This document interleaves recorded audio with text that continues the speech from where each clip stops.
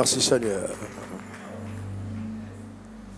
Place ta main sur ton cœur. Mon Père, mon Dieu, que ton nom soit glorifié.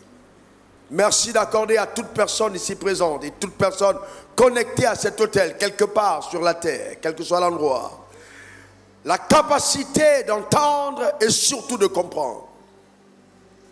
Donne-nous d'avoir accès à la connaissance révélée de ta pensée. Ô Père, ô Dieu, merci. Rends ta parole accessible à notre homme intérieur. Illumine notre intelligence, ô Père, par ta puissante parole. Qu'elle renverse les forteresses érigées par la culture, la tradition et la religion. Et qu'elle nous permette de marcher sur les sentiers de la liberté éternelle que nous avons en Christ Jésus dans ton royaume précieux. Béni sois-tu. Merci pour ta main sur ma vie. Merci pour tous les miracles, les signes, les prodiges qui accompagnent ta parole quand elle est annoncée. Oh Dieu, merci pour ce que tu fais encore aujourd'hui. Au nom suprême de Jésus, j'ai prié. Et que quelqu'un dise Amen 3 fois. Amen, amen, amen. Tu peux t'asseoir dans sa glorieuse présence. Eh bien, le thème du message de ce matin, c'est « Tu es la solution de Dieu ». Ton amen m'embête, il faut dire un bon amen. Tu es la solution de Dieu. Vous savez que connaître la raison de son existence est primordial pour ne pas abuser de sa vie. Les personnes qui n'ont pas la révélation de ce pourquoi elles ont été conçues et créées auront tendance à mal orienter leur vie et abuser de leur vie. Cependant, il n'y a que le Créateur qui est à même de révéler avec exactitude le but de l'existence de la créature. Et dans la créature, pour avoir la pleine révélation de sa raison d'être, devrait avoir l'humilité, que disent la sagesse, de se tourner vers le Créateur qui seul pourra révéler avec exactitude sa raison d'exister. Votre voiture ne peut pas savoir quelle est la raison de sa performance si le Créateur ne lui révèle. C'est pourquoi, justement, généralement, sur les choses conçues par les hommes, on laisse la marque du concepteur. C'est pour qu'en cas de problème, on se réfère à celui qui a conçu pour pouvoir dépanner la voiture, car lui seul la connaît effectivement, mieux que quiconque. C'est ainsi que si vous prenez une Ferrari et vous la dépannez à Abidjan, vous pouvez avoir des mécanos bricoleurs, mais si vous avez justement un garage agrégé Ferrari, ils sont mieux outillés pour apporter à ta Ferrari justement le dépannage adéquat. Et il n'y a que le manuel de gestion de la Ferrari qui révélera à celui qui va rouler la Ferrari à quoi la Ferrari a été vraiment conçue justement pour rouler, dans quelle dynamique elle est capable de se déployer. Et ça, c'est vraiment important. Et nous avons été créés par Dieu. C'est pourquoi Dieu nous a donné le sceau de son esprit. Quand nous recevons le Saint-Esprit, c'est la marque de Dieu, imprimée pour dire « cet homme m'appartient ». Et à partir de cet instant, nous devons donc comprendre pourquoi nous sommes sur terre. D'accord? Alors revenons au commencement. Qu'est-ce qui s'est passé? Pourquoi et comment l'homme a germé dans la pensée de Dieu? Qu'est-ce qui est arrivé pour que Dieu pense créer l'homme? Revenons au commencement. Ézéchiel 28, versets 13 à 18. La Bible dit, tu étais en Éden, parlant de Lucifer, le jardin de Dieu. Tu étais couvert de toute espèce de pierres précieuses, de sardoine, de topaz, de diamants, de chrysolites, d'onyx, de jaspe, de saphir, d'escarboucle, d'émeraude et d'or. Tes tambourins et tes flûtes étaient à ton service, préparés pour le jour où tu fus créé. Tu étais un chérubin protecteur aux ailes déployées. Je t'avais placé et tu étais sur la sainte montagne de Dieu. Tu marchais au milieu des pierres étincelantes. Tu as été intègre dans tes voies depuis le jour où tu fus créé jusqu'à celui où l'iniquité a été trouvée chez toi. Par la grandeur de ton commerce, tu as été rempli de violence et tu as péché. Je te précipite de la montagne de Dieu, je te fais disparaître, chérubin protecteur, du milieu des pierres étincelantes. Ton cœur s'est élevé à cause de ta beauté. Tu as corrompu ta sagesse par ton éclat. Je te jette par terre, je te livre en spectacle au roi. Par la multitude de tes iniquités, par l'injustice de ton commerce, tu as profané tes sanctuaires. Je fais sortir du milieu de toi un feu qui te dévore. Je te réduis en cendres sur la terre, aux yeux de tous ceux qui te regardent. Voyez là, il s'agit de ce qui s'est passé au commencement. Vous voyez, souvent, vous entendez des personnes dire, mais ouais, mais bon, si Dieu a été si bon, pourquoi est-ce qu'il a créé le diable? Non, eh bien, Dieu n'a jamais créé le diable. Non, Dieu a créé Lucifer, qui est devenu le diable. Parce que commencement, Dieu a créé Lucifer. Lucifer était un archange, c'est-à-dire un chef au-dessus d'une myriade d'anges. Il était, dans le gouvernement de Dieu, le ministre d'État chargé de la culture. C'était ça Lucifer. Il avait le tiers des anges de Dieu à son service. Et donc Dieu dit que Lucifer était éclatant de beauté. Lucifer avait des pierres précieuses sur lui. Lucifer était justement là, dans le conseil de Dieu, dans le gouvernement de Dieu, pour célébrer Dieu. Et il s'était chargé de la culture du royaume des cieux. C'est ça Lucifer. Et donc, Lucifer, la Bible dit qu'il a été séduit par l'éclat de sa gloire. Vous savez, Lucifer était glorieux. Et souvent, les dons que Dieu nous fait, vous voyez, si on ne fait pas attention, ils peuvent nous corrompre. Vous trouvez une femme très belle, et elle est tellement belle qu'elle estime qu'elle n'a pas sa place à l'église, mais dans les bars. Pourquoi? Parce qu'elle est corrompue par son don, par la beauté, par son éclat, par sa gloire. Ou bien quelqu'un de riche qui estime qu'il est tellement riche que venir à l'église, il n'a plus de temps pour ça. Sans se rendre compte que l'éclat de la gloire qu'il a lui a été donné par Dieu. Que cela ne t'arrive jamais. Amen. Ton amen m'a de mon meilleur amen. Donc il a été tellement séduit par l'éclat de sa gloire qu'il était fatigué d'être en fait, même le premier ministre dans le gouvernement de Dieu, parce qu'il était ministre d'État, chargé de la culture. Et donc, il y avait deux autres ministres d'État qui étaient dans le gouvernement de Dieu. Il y avait le ministre d'État Gabriel, qui lui était chargé, Gabriel, chargé de la communication. Il avait aussi sous lui un tiers des anges. Il y avait le ministre d'État Michael, ou Michel, chargé des forces armées de Dieu. Il avait aussi sur lui un tiers des anges. Mais sauf que Lucifer, dans l'éclat de sa gloire, était intègre. Dieu comptait sur lui. Il était fidèle à Dieu jusqu'au jour où, corrompu par l'éclat de sa gloire, il s'est dit, je dois prendre la place de Dieu.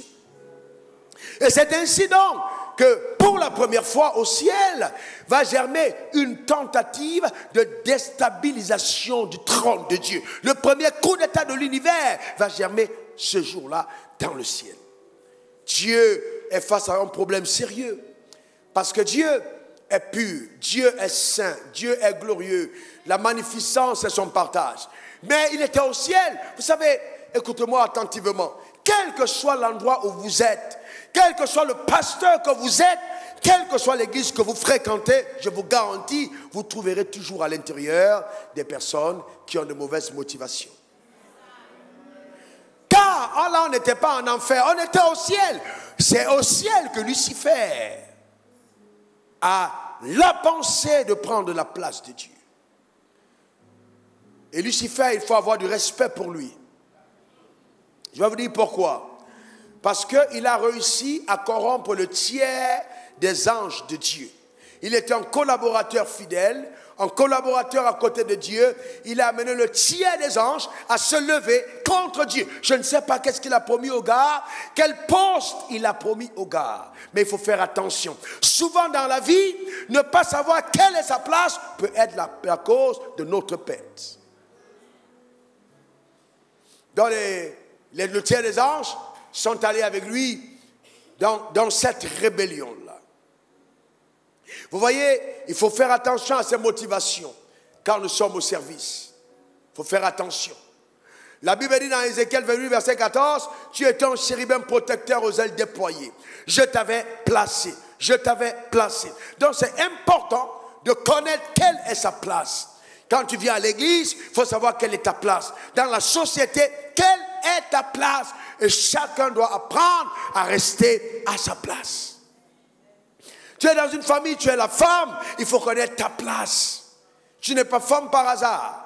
Tu ne peux pas prétendre t'asseoir à la place de ton mari parce que ta place, c'est ta place. Et la place de ton mari, c'est sa place. Il faut connaître quelle est ta place. Tu es un collaborateur, pasteur, assistant, connais ta place. Tu es un ministre dans le gouvernement, connais ta place. Tu es un chef de l'armée, connais ta place. Chacun doit apprendre à valoriser sa place. C'est très important. Ce n'est pas parce que tu occupes ta place que tu n'es pas important. Non, nous sommes tous importants, mais chacun a sa place. C'est important. Et la Bible dit, dans 1 Corinthiens 12, verset 18, « Maintenant Dieu a placé chacun des membres dans le corps comme il a voulu. » Donc vous voyez là, il y a Dieu qui place chacun. Chacun a sa place. Dieu place chacun des membres à sa place. Dieu t'a placé. Dieu t'a placé. Dieu t'a placé. Et ta responsabilité, c'est de découvrir la place qui est tienne et de l'occuper sans aucune prétention. Ta place. Savoir être à sa place. C'est très important. La promotion existe, c'est vrai. Dieu peut te donner d'aller à un autre niveau, mais laisse que ce soit lui qui orchestre ta promotion. Ne l'orchestre pas toi-même. Apprends à être loyal à ta place. Car si tu es fidèle à ta place, on te donnera une place plus élevée. Mais sois à ta place, fidèle à ta place. C'est important. C'est important. Le mot fidélité est en voie de disparition dans le vocabulaire aujourd'hui dans la maison de Dieu. Mais nous devons être fidèles. Nous devons être des personnes loyales. C'est important, la loyauté et la fidélité au leadership. Savoir être à sa place. À ta place. C'est très important. Et donc, Dieu a eu ce problème au ciel. Et vous savez, Dieu est le créateur. Et j'aime Dieu parce que Dieu est tellement sage et tellement élégant dans sa manière d'agir, qu'il décida de résoudre le problème en restant Dieu. Souvent, vous êtes un leader et vous avez des problèmes et vous allez résoudre des problèmes sans tenir compte de votre position. Il faut faire attention. Ta position te donne certaines exigences. Tu n'as pas le droit d'agir n'importe comment. Tu dois garder justement du respect et valoriser la position que tu occupes. C'est pourquoi, quand on est chef d'État, on peut écrire, tu dis n'importe quoi de toi dans les journaux, mais tu ne peux pas te mettre là tout le temps à répondre à n'importe qui parce que tu es le chef d'État. Voyez-vous, même quand on doit parler, le chef d'État ne parle pas n'importe comment, n'importe quand, parce qu'il doit rester lui aussi à sa place. Alors Dieu décida de régler le problème en tant que Dieu. Alors quelle résolution il a pris? Regardez le verset 17 de Ézéchiel 28. Ton cœur s'est élevé à cause de ta beauté. Oh Dieu, que mon cœur ne s'enfle jamais. Et que ton cœur aussi soit préservé. La Bible dit, tu as corrompu ta sagesse par ton éclat. Je te jette par terre. Je te livre en spectacle au roi. Donc Dieu résout de jeter Lucifer par terre et de susciter par terre un autre être, une autre créature qui sera pour lui la solution qu'il a eue comme problème au ciel. Est-ce que quelqu'un comprend de quoi je parle? C'est ainsi que Dieu décide de créer l'homme, mais il pense au roi. Donc Dieu n'a jamais pensé créer des esclaves, mais des rois. Dans la pensée de Dieu, personne n'était esclave. La royauté était la pensée initiale. Que Dieu te donne de retrouver ta royauté. Que tu deviennes la reine et le roi que Dieu a conçu au commencement. Au nom suprême de Jésus. Donne-moi le meilleur des amens. Il dit, je te jette par terre afin que les rois te voient. Donc c'est ça la pensée de Dieu. Susciter des rois. Et des reines. Voyez-vous? Et donc, quand cet homme, cet être que j'aime de la pensée de Dieu, quand Dieu commence a pensé à sortir cet être de lui. Quelle était la raison pour laquelle il crée cet être? Il crée cet être parce que lui, il a eu un problème. Donc, ce qui amène Dieu à penser à l'homme, c'était le problème qu'il a eu au ciel. Donc, si Dieu n'avait pas eu un problème, l'homme n'aurait pas été créé. Donc, si l'homme est né et conçu des problèmes que Dieu a eus, l'homme devient la solution aux problèmes de Dieu. Donc, quand Dieu te crée, il te crée comme solution aux problèmes qu'il a eus, afin que tu puisses résoudre ces problèmes. C'est pourquoi, donc, il va tenir compte de l'aura, de la gloire qu'il rattachera sur ta personne, parce qu'il veut solutionner un problème que lui a eu. C'est ainsi que l'homme va germer de la pensée de Dieu. Cependant, Dieu va être confronté à un problème sérieux. Au commencement, quand il a créé Lucifer, Lucifer était éclatant de beauté. Lucifer était retentissant de gloire. Lucifer était le diamant, l'onyx, tous les trucs précieux étaient sur Lucifer. Mais Dieu doit créer l'homme et l'homme doit être à même de régner sur Lucifer. Vous devez comprendre ceci. Quand Dieu agit, vous allez vous rendre compte que quand il te met en position d'autorité, l'autorité qu'il te donne est accompagnée d'une certaine gloire. Donc s'il décide de faire de toi le numéro 1 ou le numéro 2, le numéro 2 aura toujours une gloire plus grande que le numéro 3. Pourquoi? Parce que cet éclat de gloire rattaché à ton positionnement amène tout de suite ceux qui sont sous toi à se soumettre à toi. Donc c'est pourquoi l'éclat de gloire que Lucifer avait été incroyable. Et c'était incroyable. Il était étincelant de gloire. Au point où, même après sa déchéance, le jour où Michael ou Michel va se trouver en train de discuter le corps de Moïse avec Lucifer, il n'ose pas insulter Lucifer. Il dit que l'Éternel te réprime. Pourquoi il ne peut pas insulter Lucifer? Parce qu'il reconnaît que dans le conseil de Dieu, Lucifer était son leader. Même déchu, Michael n'ose pas insulter Lucifer, qui était devenu le diable.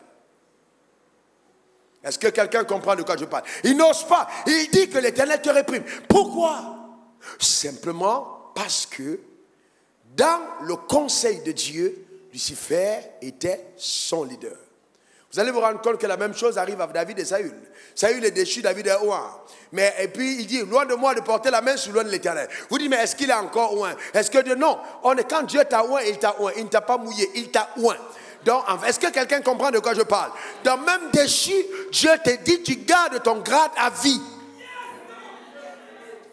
C'est pourquoi quelqu'un qui est ministre, il est ministre à vie. Même quand il n'est plus dans le gouvernement, on dit monsieur le ministre. Et ce n'est pas parce que toi tu es un ministre et que tu vas rencontrer un premier ministre qui n'est plus en fonction que tu vas l'insulter parce qu'il a occupé une fonction au-dessus de celle que tu as. Donc même quand il n'est pas en fonction, quand tu rencontres monsieur le premier ministre, tu ne parles pas n'importe comment. C'est monsieur le premier ministre. C'est pourquoi, justement, Michael n'a pas osé. Il dit que l'Éternel te réprime. Pourquoi? Parce que Lucifer était juste après Dieu. Donc la seule personne capable de réprimer Lucifer, c'était Dieu. Mais Dieu va vouloir mettre quelqu'un entre lui et Lucifer, afin qu'il existe une autre personne en dehors de lui pour mettre Lucifer au pas. C'est ainsi qu'il dit, je vais te jeter par terre afin que les rois te voient. Comme je t'ai mis numéro 2 et que tu penses que tu es éclatant de gloire, je ferai une autre créature qui va te montrer qui moi je suis et qui va t'infliger la capacité de m'obéir et de me respecter. C'est ainsi qu'il va prendre Lucifer, il va le jeter par terre. Et donc quand vous lisez la Bible, Genèse 1, verset 1, au commencement Dieu créa les cieux et la terre. Donc la terre pouvait être comme un endroit où Dieu venait de temps en temps regarder, mais il vivait au ciel, à la montagne de Sion, dans sa gloire. Et donc il dit, je vais donc te jeter par terre. Et c'est là donc qu'il va prendre Lucifer avec tout le tiers des anges. Il dit, bon, on ne peut pas rester ici au ciel quand on a de telles pensées. Je ne peux pas entretenir la rébellion dans mon ciel. Je ne peux pas entretenir l'impureté dans mon ciel, mais je vais te propulser par terre. Maintenant, il jette Lucifer par terre. C'est pourquoi quand vous lisez la Bible, vous allez comprendre pourquoi le verset 2 ressemble au verset 2.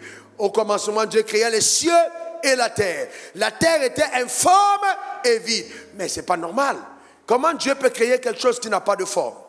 Même si je demande maintenant à Madame Naté de faire quelque chose, il y aura une forme. D'accord? Donc si c'est informe, ça veut dire qu'il y a quelqu'un qui a déformé. Mais au commencement, la terre n'était pas informe. La terre n'était pas vide. Il n'y avait pas de ténèbres à la surface de la Bible parce que Dieu n'est pas ténébreux. Dieu ne peut pas créer quelque chose qui est ténébreux. C'est pas possible. Si ta vie est ténébreuse, ce n'est pas Dieu qui est à l'œuvre. Il y a sûrement quelqu'un qui est passé avant Dieu, que Dieu n'arrive. Mais je vais te dire une chose, dans le principe de Dieu, souvent il laisse les ténèbres précéder avant que lui n'arrive. C'est pas parce que les ténèbres sont arrivées en premier que Dieu n'agira pas. Mais la Bible dit, l'Esprit de Dieu se mouvait au-dessus des eaux. Je suis en train de dire à quelqu'un de façon prophétique que quelle que soit la dimension des ténèbres qui ont envahi ta vie, l'Esprit de Dieu est en train de se mouvoir au-dessus de tes eaux et Dieu va parler pour restaurer totalement la situation. Donne-moi ton meilleur amen. Dis encore amen. L'Esprit de Dieu se mouvait au-dessus des eaux. Dieu dit que la lumière soit et la lumière fut. Vous voyez donc qu'entre le premier verset et le deuxième verset, il s'est exactement passé ce que je viens de raconter. Lucifer a été déconnecté de Dieu. Lucifer a été jeté sur la terre. Mais comme la source de sa lumière venait de Dieu, et comme il avait perdu justement la connexion à la lumière, il s'est transformé en ténèbres. Mais au commencement, il était éclatant. Mais en se déconnectant de celui qui était la source de son éclat, il est devenu ténèbres. C'est pour ça que dans la vie, faites attention aux connexions que vous avez. Il y a des gens de qui vous ne devez pas vous déconnecter parce que ça peut changer totalement l'apparence de votre destinée. Faites très attention, très attention. Il a été déconnecté de Dieu, jeté par terre. Et là, quand il est descendu sur la terre, c'était le chaos. Les ténèbres ont envahi la terre. Mais Dieu est venu et dit que la lumière fut, soit et la lumière fut. Dieu vu que la lumière était bonne. C'est ainsi que Dieu va commencer à recréer la terre, à mettre de l'ordre sur la terre. Mais le but de Dieu en mettant de l'ordre, c'était de faire apparaître enfin la créature qu'il avait annoncée à Lucifer dans son conseil. Et donc vous allez vous rendre compte qu'en ce moment, quand il arrive au moment de créer l'homme, Dieu va buter, faire face à un problème sérieux. Regardez Genèse 1, verset 26. Genèse 1, verset 26. Il dit, puis Dieu dit, faisons. Dieu dit quoi? Faisons. Je vous pose une question. En français logique, bon français, est-ce qu'on peut dire Dieu dit, faisons? Normalement, on dira Dieu dit, je fais. D'accord? Mais si on dit Dieu dit, faisons, ça veut dire que le faisons, ici, nous montre clairement, dans ceux qui ont résolu, c'était plusieurs personnes. Donc, il y a des personnes qui ont des problèmes avec, justement, Dieu, la Trinité, la dimension trinitaire de Dieu, où Dieu est Père, Fils et Saint-Esprit. Mais là, on voit clairement, il dit, Dieu dit faisons. Donc le Père, le Fils et le Saint-Esprit se mettent ensemble. Et les trois décident maintenant, il faut qu'on crée l'homme. Mais ils vont buter un problème. Parce que Lucifer est revêtu de sa fille, d'émeraude. Il est tellement éclatant de gloire. Et si l'homme doit dominer sur Lucifer, il faut que l'homme soit plus éclatant que Lucifer. Cependant, Lucifer était déjà waouh. Le conseil de Dieu va siéger. Ils vont commencer à discuter. Qu'est-ce qu'on fait? Est-ce qu'on lui met de l'or ici? Donc, ils vont discuter sur l'éclat de la gloire. En fin de discussion, le conseil de Dieu va résoudre de faire ceci. On ne peut pas faire autrement. Si on veut vraiment que cet homme domine sur Lucifer, donnons-lui notre image et qu'il soit notre ressemblance. Donc Dieu va prendre le risque de se dupliquer, c'est-à-dire de donner à quelqu'un d'autre exactement ce qu'il est. Je vais donner à quelqu'un d'autre exactement ce que je suis. Mais cet être-là, je place en lui ma confiance pour faire de lui mon égal. C'est-à-dire mon image et ma ressemblance. Tout ce qui va nous séparer, c'est le trône. C'est pourquoi David, comprenant ça, dira, mais qu'est-ce que l'homme pour que tu le crées de peu inférieur à toi. Mais le inférieur à toi ne veut pas dire que l'homme était inférieur à Dieu. C'est le trône qui les séparait. Sinon, c'était l'image et la ressemblance de Dieu. Mais l'homme, Dieu restait le leader. Qu'est-ce que l'homme? Tu lui as donné la domination sur l'œuvre de tes mains, sur les bœufs, sur les chevaux, sur l'or, sur l'argent. Tu as mis l'homme maître de ta création. Mais c'est qui l'homme pour toi, Père, pour que tu fasses une chose pareille? Mais ce que David n'avait pas compris sur ce soir, c'est que l'homme était la solution au problème de Dieu. Donc Dieu n'avait pas d'autre choix, parce qu'il devait mettre sur la terre une solution au problème qu'il avait eu. C'est ainsi qu'il dote l'homme de cette grâce exceptionnelle. Voyez-vous l'homme? L'homme est terrible. L'homme, progrès scientifique. L'homme, progrès technologique. Regardez les fusées qui montent sur la Lune. Regardez tout ce qu'on fait, les bateaux, les avions qui se déplacent. Ça, c'est l'homme. Et je vous garantis encore que ça, c'est l'homme déchu. C'est l'homme déchu qui a été capable de faire ça. L'homme sans la connexion avec Dieu, capable des inventions extraordinaires. Vous ne pouvez pas imaginer de quoi l'homme est capable. Quand tu te regardes, tu ne sais pas qui tu es. Dieu est plus grand que ton corps. Ah non, Dieu est plus grand que ce qu'on voit. Je te garantis, l'homme, c'est juste quelque chose de... C'est une créature extraordinaire, merveilleuse, glorieuse, sublime, qui a eu l'attention de Dieu. L'homme, non, c'est autre chose.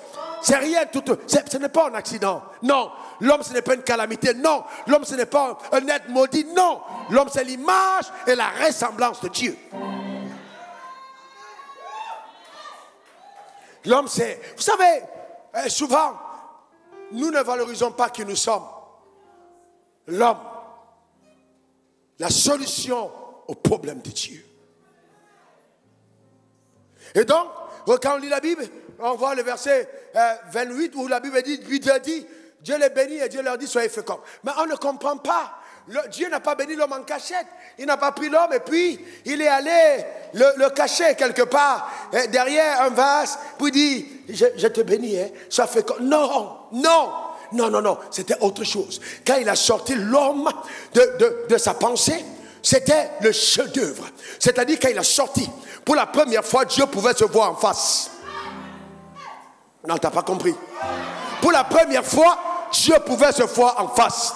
Est-ce qu'il t'est arrivé un matin d'être belle? Et puis tu regardes le miroir et tu dis, waouh, moi-même, je suis... Est-ce que quelqu'un comprend de quoi je parle? Donc quand l'homme est venu sur terre, pour la première fois, Dieu pouvait se voir.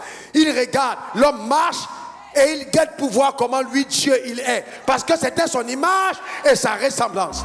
Mais il dit, nous deux, on ne restera pas ici. Il faut qu'on se sépare les territoires. Moi je règne ici, mais toi tu descends sur la terre. Est-ce que quelqu'un comprend de quoi je parle? Est-ce que quelqu'un comprend de quoi je parle?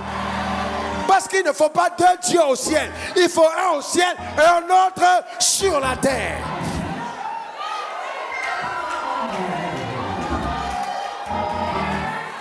Et c'est là donc, quand il va vouloir faire descendre l'homme sur la terre, il va faire autre chose que Dieu n'a jamais fait. Jamais dans toute la Bible. C'est la seule fois que Dieu l'a fait. Il regarde tout ce qu'il a créé, il a parlé. Au moment de l'homme, Dieu devient un potier. La girafe, la panthère, le buffle, et puis on voit une grosse main qui descend. Tcham! Elle sort la poussière. Elle commence à façonner. On dit, qu'est-ce que Dieu fait là? Il commence à travailler. Il commence à limer. Il commence à préparer le nez, les yeux. Pourquoi? Parce que c'était l'homme. Il a dit, je toucherai l'homme de ma main. C'est l'être le plus important de ma vie. Mes mains doivent toucher. Il a regardé, il dit, c'est ce que je veux. Et il a pris maintenant l'homme et il l'a mis dans le vase qu'il a fait sur terre. Et la Bible dit, l'homme devint une âme vivante. Est-ce que quelqu'un comprend de quoi je parle? C'est extraordinaire. L'homme devient une âme vivante. Et là, il va convoquer l'univers.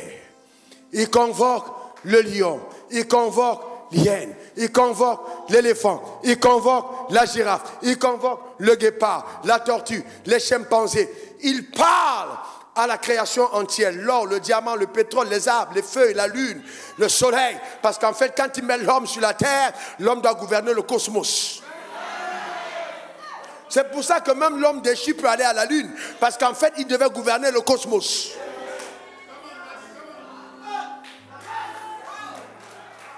Et donc, ce que vous devez comprendre, c'est que c'était solennel. Dieu convoque l'univers. Et il dit, maintenant, laissez-moi vous présenter votre chef. La cérémonie a lieu. Satan est convoqué. Les démons sont convoqués. Parce qu'entre-temps, ce que vous devez comprendre, c'est que Satan était ministre de la culture au ciel. Et quand il a été chassé du ciel, le poste a été vacant. Dieu n'a pas remplacé. Le poste de Lucifer était vide. Il fallait que maintenant, ce poste soit occupé. Mais occupé à partir de la terre, mais pas du ciel. Oh non, non, non, non, non, non, non.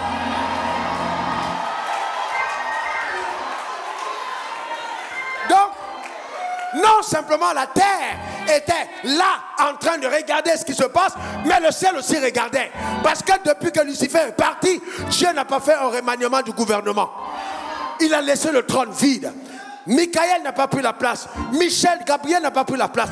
Personne n'a pris la place. Je dis, je laisse cela comme à la créature qui viendra.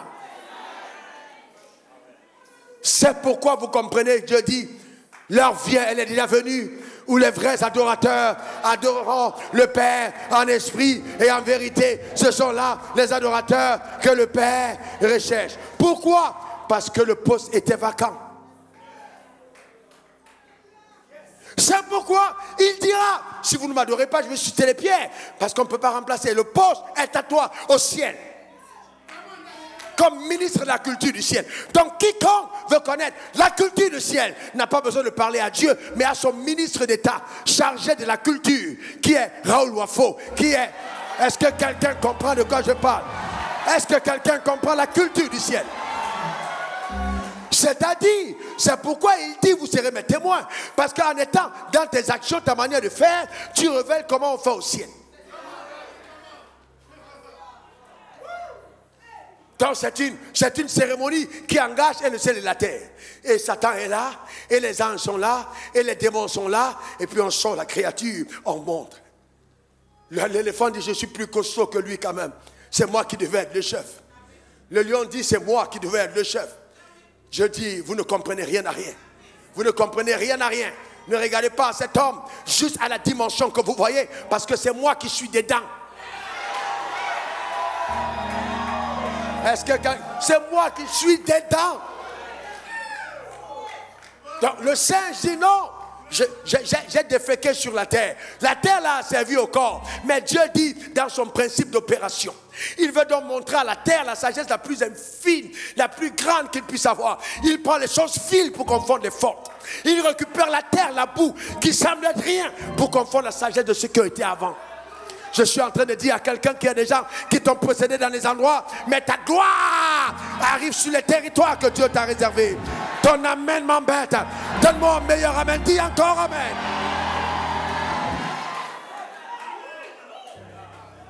Faut jamais te définir par ta taille. Faut jamais te définir par ta couleur. Faut jamais te définir par ces choses-là. Tu es plus grand que ton apparence le démontre. Tu es plus grand que ta promotion. Tu es plus grand que ta profession. Tu es plus grand que ton ethnie. Tu es simplement une divinité physique.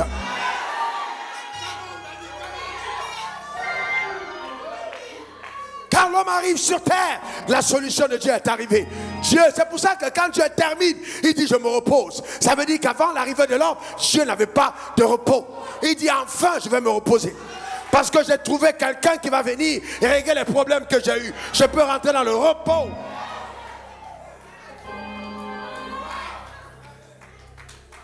Est-ce que quelqu'un comprend de quoi je parle?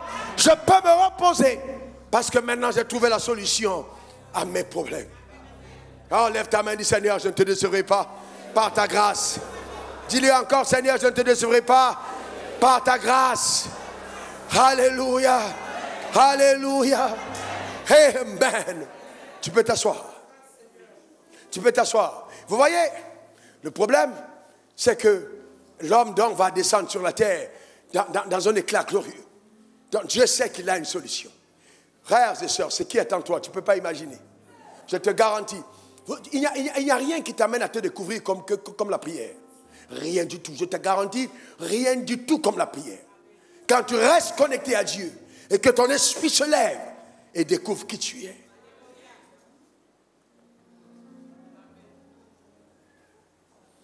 Et donc, l'homme est mis sur terre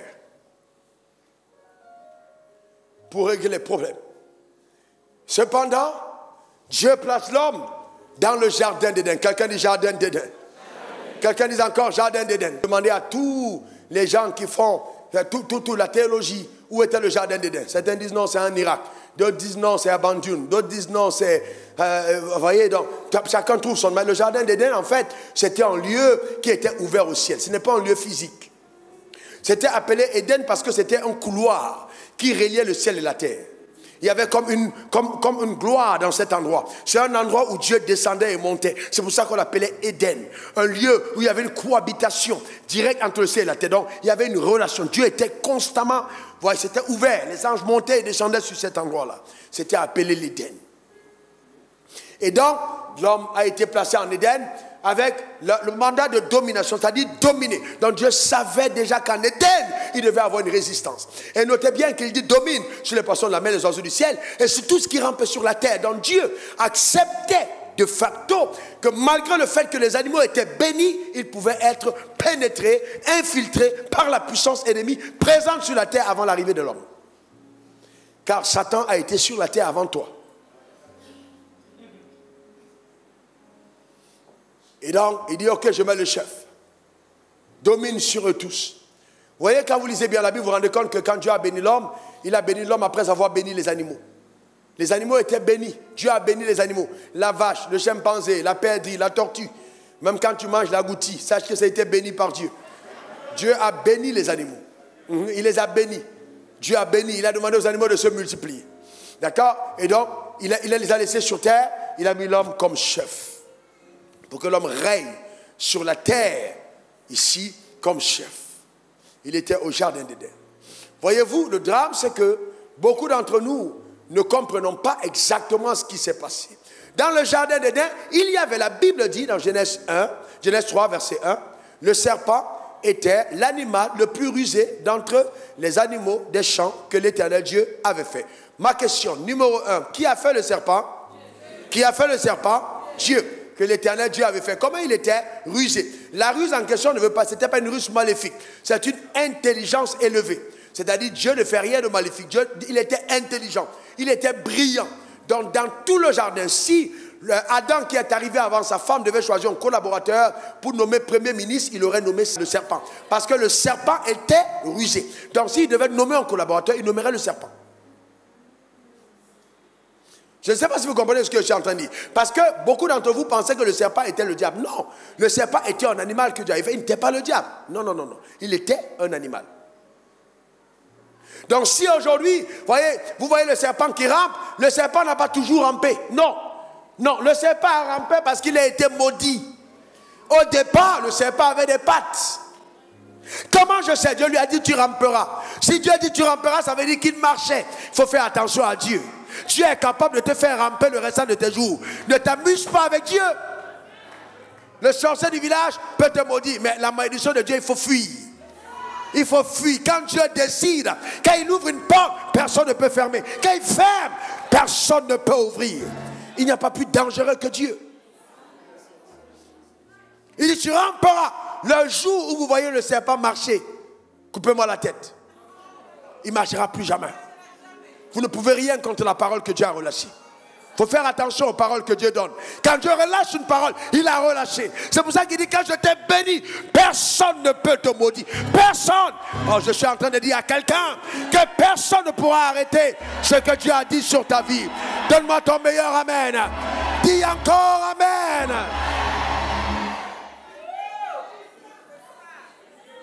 Et donc, revenons dans Genèse. Le serpent vient. Il dit à la femme, regardez verset 2.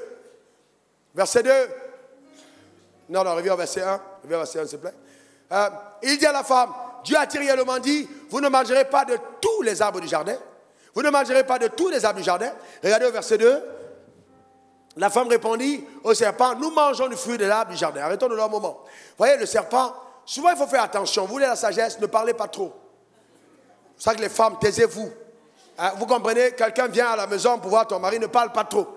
Parce que le diable est rusé. Hein? Ah ouais, il est rusé. Et il dit, est-ce que Dieu a dit, vous ne mangez pas de tous les arbres? Est-ce que Dieu a interdit tous les arbres? S'il connaissait l'arbre, pourquoi il n'a pas pointé la main sur l'arbre? Il est probable que dans l'intelligence d'Adam, il a travaillé de façon que le diable ne savait même pas où était l'arbre. Et qu'il cherchait pour savoir, mais quel est même l'arbre interdit? Parce que l'homme devait toucher l'arbre, mais ne devait pas manger le fruit. Il dit, est-ce que Dieu a dit, vous ne mangez pas de tous les arbres? La femme dit, non, hein? Dieu a dit, on ne mange pas l'arbre là, celui-ci. Il dit lequel? Il dit, celui qui est au milieu là, c'est ce que Dieu a défendu. Donc là, elle donne une indication précise. Maintenant, il peut cibler le fruit de l'arbre en disant, Dieu sait que si vous mangez de ce fruit, si. Parce que s'il connaissait, il allait aller directement sur le fruit.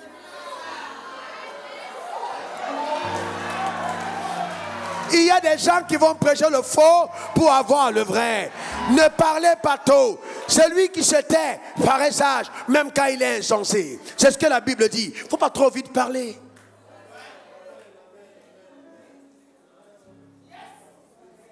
Et la Bible dit, le serpent dit non.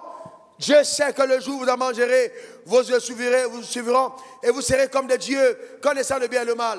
La femme vit que l'arbre était bon à manger, agréable à la vue, et qu'il était précieux pour vous l'intelligence. Elle prit son fruit, elle la mangea. Elle donna aussi à son mari qui était auprès d'elle, et il la mangea. Vous voyez, alors j'ai vu beaucoup de personnes se plaindre de la femme.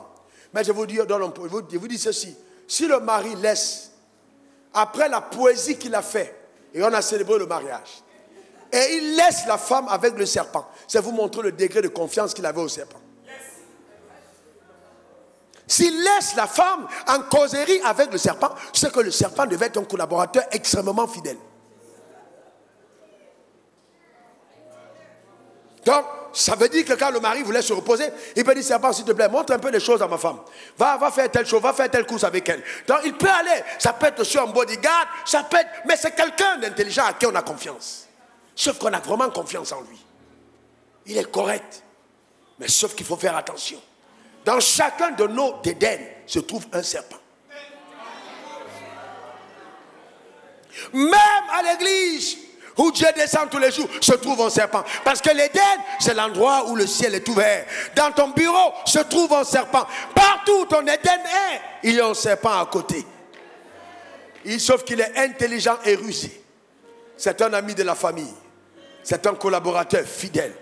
C'est un allié à qui on a confiance. C'est quelqu'un à qui on a confié ses secrets. C'est quelqu'un qui nous donne souvent des avis. C'est quelqu'un qui nous donne des conseils. C'est quelqu'un qui mange même avec nous. Souvent, sauf que c'est le serpent. Il dit à la femme, est-ce que Dieu a réellement dit? N'oubliez pas que le serpent était béni. Donc on peut parler même d'une consécration à un poste dans le royaume des cieux, puisqu'il est béni par Dieu. Est-ce que Dieu a véritablement dit que vous ne mangez pas de tous les fruits? La femme répond, c'est quand même le collaborateur de son mari. La femme répond, vous voyez, c'est le serpent. Aujourd'hui, toi et moi, on sait que le serpent, il était dangereux, mais derrière, Ève ne voyait pas derrière. Toi, on lit la Bible, maintenant on comprend, mais c'est après, mettez-vous à sa place. Le serpent avait encore des pieds, il ne rampait pas, il n'avait pas de venin nocif. Ce n'était pas quelqu'un à fuir. Comment ne voulez-vous qu'un pasteur fuit un collaborateur, un pasteur assistant? Comment voulez-vous? Le serpent peut être toute autre chose, mais laissons le serpent de côté. Allons-y pour le fruit. Le fruit, qui l'avait planté? Qui l'avait planté? Qui l'a mis dans le jardin? Est-ce que le fruit était maudit? Non! Mais elle a mangé le fruit, déclenché la malédiction, mais le fruit était bon. Regarde à côté de toi, comme elle est belle, comme il est beau. C'est un beau fruit de Dieu, mais ça peut être interdit.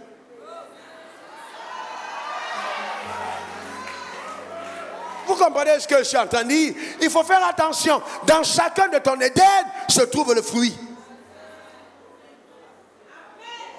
Oh, si j'étais à la place d'Adam, je n'aurais jamais mangé ce fruit. Mais tu es en Éden. Il y a des choses que Dieu a interdites. Dans ton salaire se trouve ce fruit. Ah ouais. Il est là. Il est dedans. Chaque fois que tu violes la prescription divine, tu manges le fruit interdit. Car la connaissance de la liberté passe par le fait de découvrir ses limites. Celui qui ne connaît pas les limites de sa liberté finira esclave. Il n'y a pas de liberté sans limite. Tu ne mangeras pas.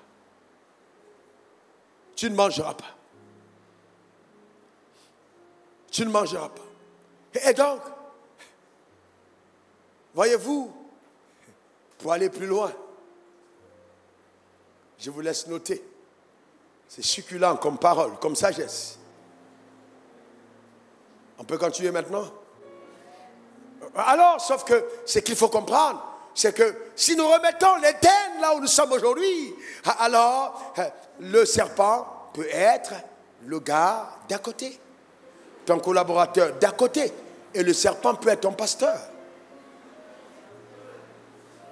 Oui, le serpent peut être ton pasteur. Celui qui a l'habitude de te dire des choses vraies peut un jour être inoculé d'un mauvais virus et te dire quelque chose de mauvais. C'est pourquoi Dieu ne place pas ta vie entre les mains de ton pasteur. Il place ta vie entre tes mains. Vous dites non, mais pasteur, pas toi. Et de grâce, allez demander à Jésus, allez demander à Pierre. Pierre, c'est l'aîné de Jésus. Hein? Pierre, c'est le vieux mogon, c'est-à-dire c'est le vieux père. Jésus dit, je vais aller à la croix. Et il dit, le gars, attends, viens. Je vais te parler un peu. Il vient à côté, il dit, mon petit, regarde, tu as commencé ton ministère, on t'a soutenu, ça marche bien. Tout le monde parle de toi en Israël. Tout le monde. Si même on va aux élections, on gagne. Comment toi tu peux oser dire tu vas là? Ne prêche plus de tels messages. C'est pas bon. Ne parle pas de ta mort. Tu es jeune, tu as 33 ans. On a trop d'avenir. Mais quand il donne son conseil, tu ne sais pas à quoi il va. Parce qu'il voit la foule. Et il sait qu'il vit à partir de ce gars. Donc pourquoi il va mourir maintenant? Ce n'est pas celui qu'il est en train de donner le conseil pour lui. Il pense à ses intérêts personnels. Dans le conseil qu'il donne là, la preuve, il a demandé à Jésus, mais attends, on a tout abandonné pour te suivre. Qu'est-ce qu'on devient? Non, Pierre était un gars qui cherchait... Quand Jésus est mort, il est rentré à la pêche. Il dit, j'ai bien dit au gars là de ne pas mourir. Maintenant, il est mort. Les gars, moi, je rentre pêcher. Il n'a pas écouté mon conseil. Je me rentre à la pêche. Sauf qu'il faut comprendre que l'intelligence de Dieu est au-dessus de la tienne.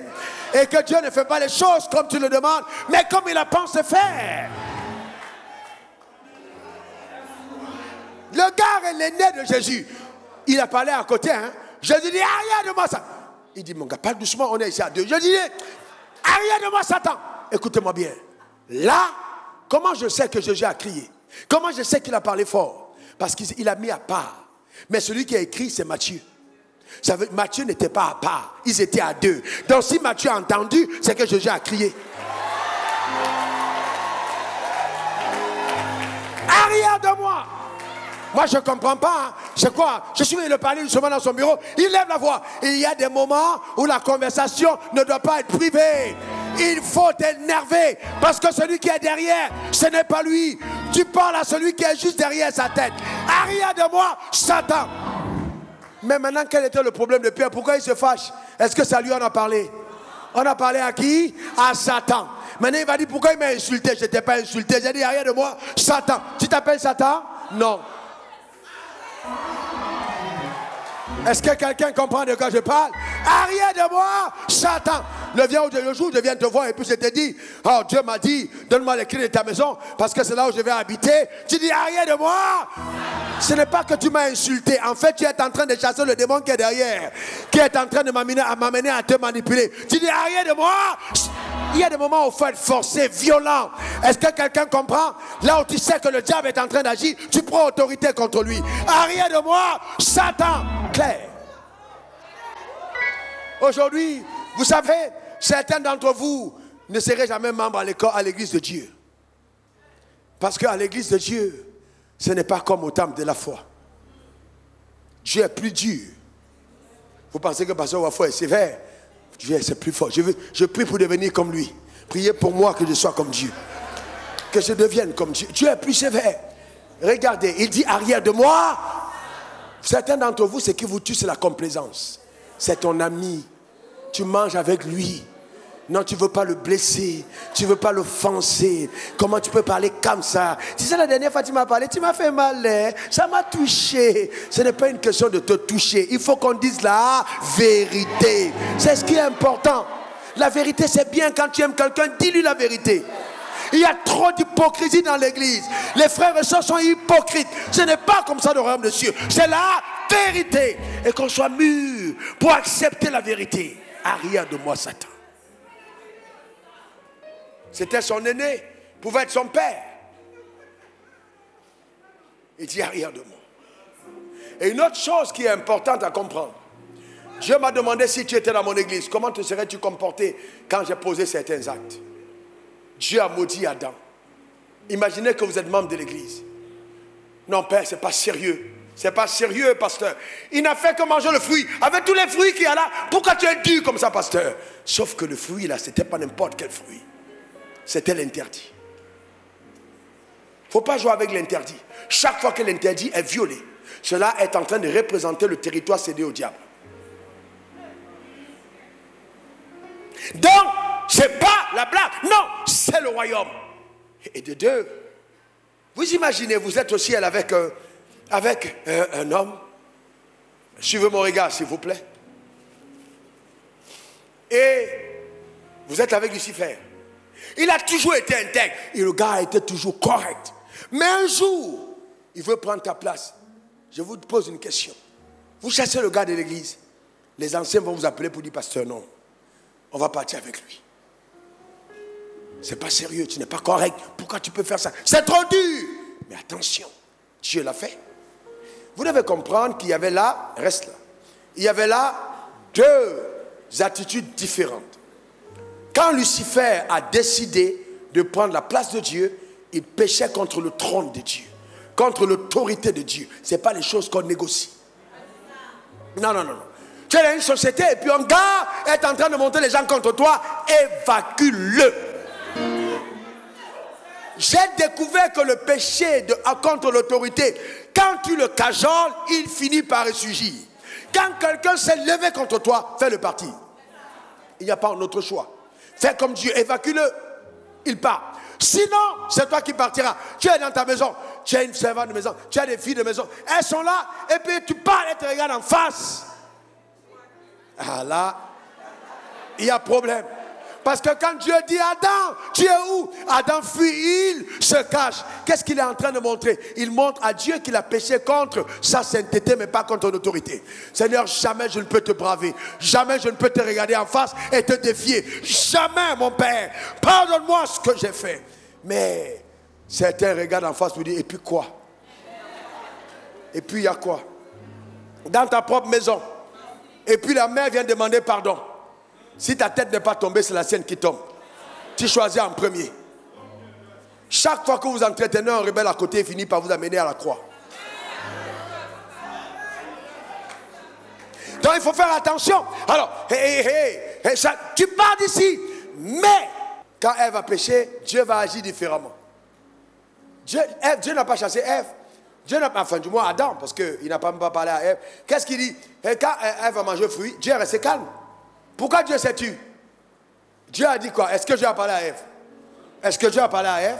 Vous savez pourquoi Dieu n'a pas parlé à Ève? Parce que Dieu n'avait jamais dit à Ève de ne pas manger le fruit. Donc, quand on lit la Bible, on dit oui, la femme a mangé. Est-ce que Dieu avait interdit à la femme? Il a dit à l'homme, tu ne mangeras pas. Mettez le texte, il a dit tu, il n'a pas dit vous. Genèse 2, verset 15. Genèse 2, 15. Genèse 2, 15. Mettez, il a dit tu. Il n'a pas dit vous. L'Éternel prit Dieu et le plaça au jardin d'Éden pour le cultiver et le garder. Verset 16. Il dit, l'Éternel donna cet ordre à qui? À l'homme. À l'homme et à la femme? L'homme avait une petite tâche. Tu pourras manger de tous les arbres du jardin. Verset 17. Mais tu ne mangeras pas. On n'a pas dit vous. Il a dit tu. Donc à partir du moment où Ève a mangé, Dieu ne pouvait pas parler parce que Adam avait une réponse. Il m'a dit, Dieu, mais tu m'as dit à moi de ne pas manger. Est-ce que tu as interdit à ma femme? Dieu est resté silencieux. Il dit, j'ai interdit à l'homme de manger, mais pas à la femme. Donc je ne parle pas. Quand la femme donne à son mari, c'est là où Dieu dit. Mais Adam, pourquoi il ne parle pas à Ève? Parce que c'est à Adam qu'il a donné la responsabilité. Quand vous êtes un leader, assumé. Quand vous êtes un leader, assumé. Vous devez comprendre que vous devez assumer, justement. C'est à vous de maintenir l'ordre. Et donc, il dit à Adam, hey, est-ce que tu as mangé du fruit de l'arbre que je t'ai interdit de manger? Il dit non, c'est ma femme. Il va voir la femme. Il dit, femme, pourquoi tu as fait ça? N'est-ce pas? La femme aussi dit non, c'est le... La logique, c'était qu'il devait continuer vers le serpent. Pour dire, serpent, qu'est-ce qui t'est arrivé? Pourquoi tu as fait ça? Mais est-ce que c'est ce qu'il a dit au serpent? Dans la logique, il dit au serpent quoi? Il dit serpent. Il n'a pas discuté. Il dit, la sémence de la femme écrasera ta tête, mais tu lui mordras le talon. Il n'a pas négocié, il n'a pas causé. Il a maudit un coup. Pourquoi? Parce qu'il dit, je t'ai chassé du ciel comme ministre de la culture. Tu es descendu sur la terre pour mener ta culture. De la rébellion, je n'ai pas de discours avec toi. Je vais te montrer qu'il y a une différence entre toi et ma solution. L'homme que tu as vu là, c'est ma solution. Donc si tu t'as attaqué à l'homme, tu t'es attaqué à moi. La sémence de la femme écrasera ta tête, mais tu lui mordras le talon. En quelque sorte, je vous pose une question. Quand il dit la sémence de la femme écrasera la tête, il a demandé la vie de l'homme? Il a demandé la vie de l'homme? Non, attends, réponds-moi, il a demandé la vie de l'homme? S'il ne demande pas la vie de l'homme, ça veut dire que ce n'était pas le combat de l'homme seulement. C'était le combat de Dieu. C'est pour ça qu'il dit la sémence de la femme écrasera ta tête. En d'autres termes, tu as réussi à m'avoir. J'ai échoué une fois, mais je ne m'arrête pas là. Je vais aller réviser ma stratégie. Je vais aller réviser ma solution. Je vais aller implémenter de nouvelles applications que je vais infuser dans cette tête. Quand il va revenir, ta tête va voler en éclats. Parce que cet homme dominera sur toi, je te le dis. C'est ce que Dieu fait. Aujourd'hui, on a des gens, ils ont échoué à une affaire. Ils commencent à pleurer, j'ai échoué. Mais Dieu lui-même a échoué. Regardez comment vous êtes silencieux. Regardez les religieux. Dieu a échoué avec Adam. Je vous pose une question. Si vous prenez une solution, vous la mettez quelque part, elle ne marche pas. Qui a échoué? La solution a échoué. Donc c'est ta solution qui a échoué, donc c'est toi qui as échoué. Et c'est pourquoi il faut apprendre, quand les choses n'ont pas marché, à changer de stratégie. Pourquoi tu es toujours en train de faire la même chose qui ne marche pas depuis longtemps? Arrête-toi et puis change de stratégie. Donne une nouvelle stratégie à la chose pour qu'elle commence à marcher. Comment Dieu a changé de stratégie? Il a délocalisé. Il dit on a laissé Dieu sur la terre seul, l'homme sur la terre seul, mais ce n'était pas parfait. Maintenant, on va refaire. On va le racheter et on laissera un de nous permanemment en lui. D'accord? Est-ce que quelqu'un comprend de quoi je parle? Je suis en train de dire à quelqu'un que le diable ne peut rien contre ta destinée parce que Dieu t'a suscité comme solution pour résoudre certains problèmes au nom suprême de Jésus. Donne-moi ton meilleur amen. Dis encore amen. Donc c'est important de le comprendre, frère. Quelque chose qui t'arrive, quelque chose que tu traverses, n'oublie jamais. Dieu t'a préparé pour te placer quelque part. Là où il t'a placé, tu es la solution de Dieu. Ça peut être dans ton mariage, ça peut être dans le couloir du sport, le couloir de la politique, le couloir du ministère. Sur la terre quelque part, tu es la solution de Dieu.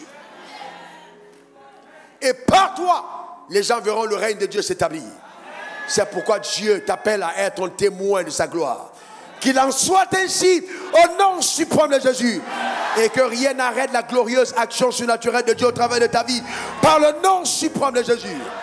Et que les aptitudes infusées en toi par la puissance de Dieu, quand il t'a conçu et créé les dons et les talents que Dieu a mis en toi, que cette aptitude soit révélée au nom suprême de Jésus.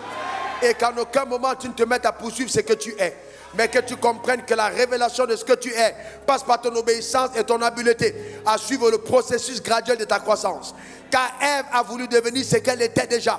Non, tu es déjà quelque chose. Tu es déjà comme Dieu. Tu n'as pas à le poursuivre. Tu as juste à gravir les échelons, à être fidèle, à révéler la divinité qui est infuse dans tes membres au nom suprême de Jésus. Et que la gloire de Dieu par ta vie soit visible. Que cela soit ton partage, que cela soit ta portion, maintenant à jamais, au nom de Jésus. Quelqu'un dise Amen 3 fois.